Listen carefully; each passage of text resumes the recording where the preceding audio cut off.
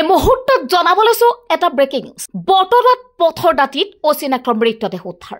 বটদ্ৰা ধনীৰ ভেটি সংযোগী ৰাজপথৰ দাঁতিত উদ্ধাৰ হয় মৃতদেহটো। নিশা লোকজনক হত্যা কৰি এইদৰে পথৰ কাষত পেলাই থৈ যোৱাৰ সন্দেহ ৰাইজৰ। মৃতদেহ প্ৰত্যক্ষ কৰি ৰাইজে বটদ্ৰা আৰক্ষীক খবৰ দিয়াৰ পাছতেই বটদ্ৰা আৰক্ষী ঘটনাস্থলীত উপস্থিত হৈ তদন্ত আৰম্ভ কৰিছে। পুৱাই অচিনাক্ত ব্যক্তিৰ মৃতদেহটো উদ্ধাৰক লৈ অঞ্চলজুৰি চাঞ্চল্যৰ সৃষ্টি হৈছে।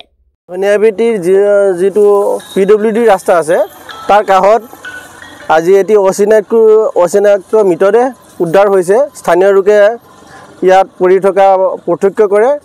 তাৰ স্থানীয় ৰাইজে বটদ্ৰা আৰক্ষীক খবৰ দিয়ে। বটদ্ৰা আৰক্ষী আহি ইতিমধ্যে ঘটনাস্থলীত উপস্থিত হৈছে, কিন্তু এতিয়ালৈকে মৃতদেহটো চিনাক্ত হোৱা নাই।